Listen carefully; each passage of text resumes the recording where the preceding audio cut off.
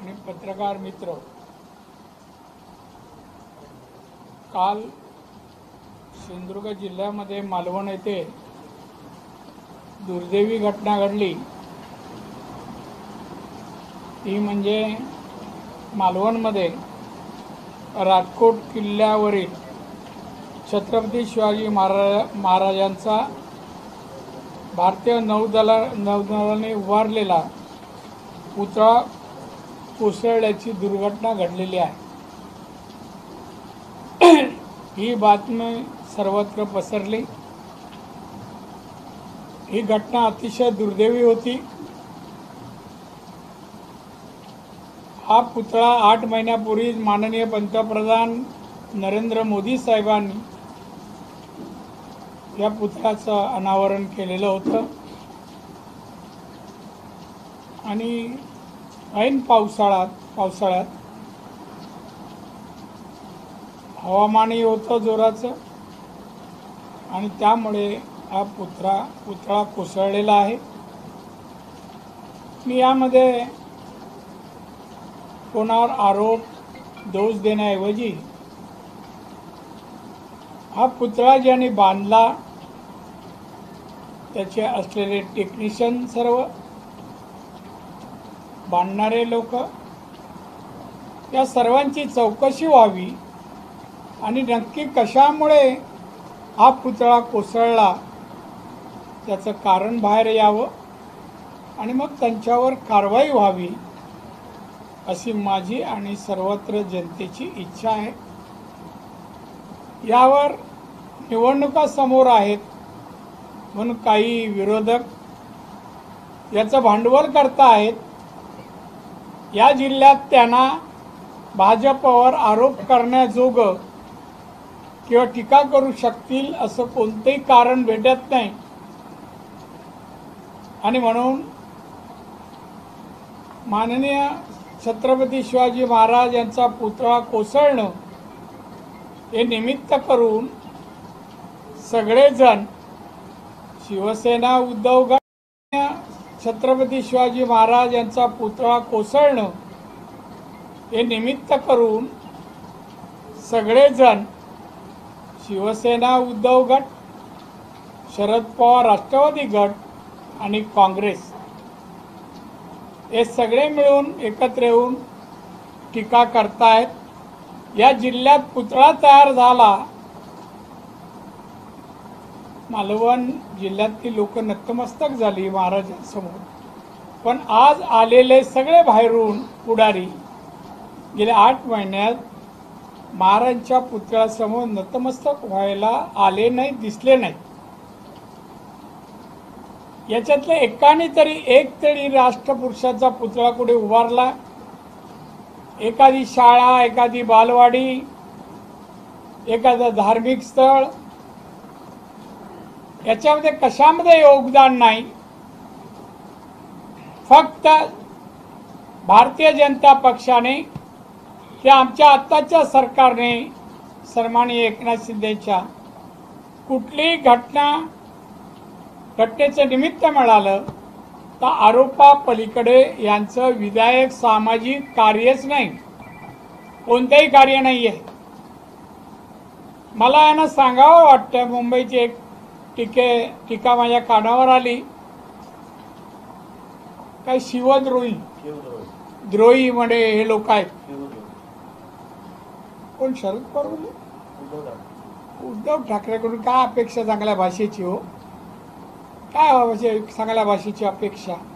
शिवद्रोही आहे, मला त्याला सांगावं वाटतं। शिवसेनेच्या जन्मापासून छत्रपती शिवाजी महाराज आणि हिंदुत्व या 2 विषयावर उदरनिर्वाहाचं साधन बनवलं। तो पैसा कमवला तर हिंदुत्व आणि छत्रपती शिवाजी महाराज एक तरी पुतळा उभारला। स्वतःच्या वडिलांचा पुतळा पण महाराष्ट्र सरकारच्या खर्चाने बनवला आणि म्हणून उद्धव ठाकरे नैतिक अधिकार नाही हो, त्याला चांगलं बोलता येत नाही, शिव्या घालणं या पलीकडे दुसरं काय कळत नाही आणि त्यामुळे आजची त्यांची जी टीका आहे या महाराष्ट्रातली या जिल्ह्यातली जनता ओळखते आहे की भारतीय जनता पक्ष असो या आम्ही या जिल्ह्याचा कायापालट आणि विकास जो झाला सामाजिक आर्थिक शैक्षणिक आणि रोजगार निर्मितीचा तो अन्य कोणीही केलेला नाही. सांगा, उद्धव 2.5 वर्ष मुख्यमंत्री होता, एक तरी फॅक्टरी आणली, 50 लोकांना कामाला लावलं, एक तरी ब्रिज बांधला, एक तरी पाटबंधारे धरण बांधलं, काही केलं नाही 2.5 वर्षात. आणि अशा माणसाने टीका करायचं धाडस करणं आमच्याकडे बरंच आहे. पण महाराजांचा पुतळा कोसळला ही दुःखदायक घटना आहे आणि म्हणून आम्ही कोणतंही राजकारण न करता आमचा आता एकच हे आहे की परत पुतळा लवकरात लवकर उभारणं आणि त्यासाठी आमचे प्रयत्न असतील. आणि दुसरं म्हणजे हा पुतळा कोसळला त्याचं निमित्त जे कोण जबाबदार आहेत त्यांच्यावर कारवाई. याच्या पलीकडे आम्हाला राजकारण नाही करायचं आहे. आम्हाला रोज नित्यनेमाने लोकांची सेवा करायची आहे. विचार या सगळ्या कामामध्ये भ्रष्टाचार झाला आणि त्यामुळे कुठतरी निकृष्ट दर्जाचं काम झालं असा आरोप कोण म्हणतंय? हे कोण नेते आहेत? नाव सांगा. तुमच्या मोगाम प्रश्नाला मी उत्तर देणार नाही. विरोधी पक्षाचे सगळ्या कामावरती आक्षेप घेतात. सगळे म्हणजे कोण हो? कुठे होते ते?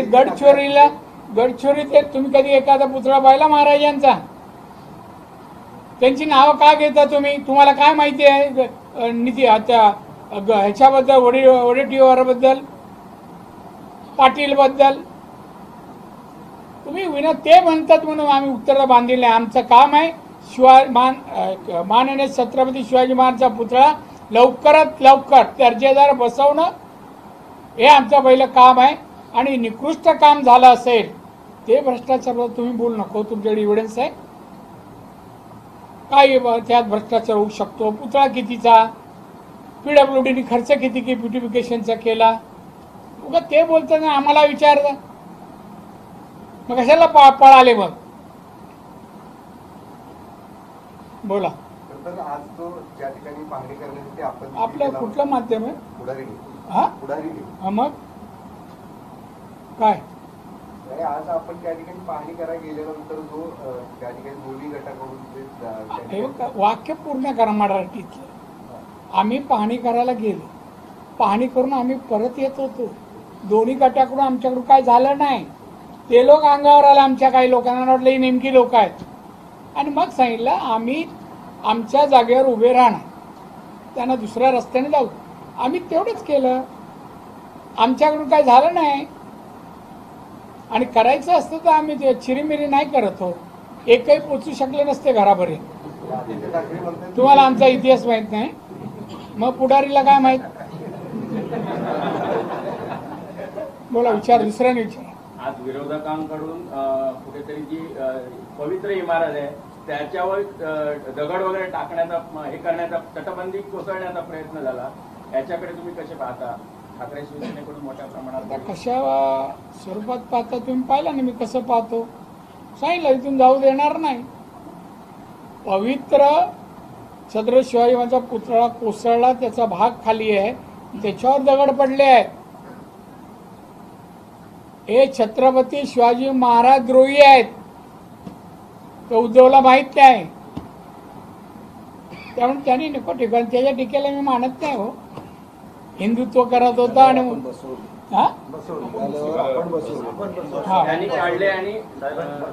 आमच्या लोकांनी बसवलं. ह्याच मुद्द्यावरून महाविकास आघाडी 1 सप्टेंबरला मुंबईमध्ये मोर्चा काढणार आहे. दुसरं काय करणार? त्यांच्याकडे काय आहे? रिकामटेकडे लोक आहेत. काय करणार? मोर्चा काढायला काय लागतं? आता इथले आता हे ओले झाले झेंडे त्यांचे सुकवतील आणि पुढच्या ह्याला तेच घेणार. अरे कसले तो उद्धव ठाकरे 2.5 वर्षात काय केलं? आता शरद पवार रिटायरमेंट नंतर पण परत त्यांना पाहिजे आता मराठा आरक्षण. 4 वेळा मुख्यमंत्री आरक्षण देऊ शकले नाहीत ते. केंद्रात मंत्री होते आरक्षण दिलं नाही. त्यामुळे या सगळ्यांचे आहे ना फक्त भाजप, शिंदे, अजित पवार यांच्या युतीला विरोध. महाविकास आघाडीकडे मुद्दा म्हणून आजचा प्रकार घडवण्यात आला. मुद्दाम हेतू पुरस्कार असं तुम्ही हे करा, लीड करा आमच्या वतीने. हे मात्र तुमच्यावरती टीका करतात. आदित्य ठाकरे स्वतः म्हणतात की तुमच्यामुळे हे सगळं राहिलं. माझ्यामुळे काय राडा झाला? अरे शिवसेनेने राड्यामुळे शिवसेना नावावर रुपाला आली. हे त्याला काय माहित, शेंबडा होता तेव्हा. त्याला काय माहित शिवसेना उद्धवला तरी काय माहित हो. तेव्हा सुरुवातीला नव्हते ते.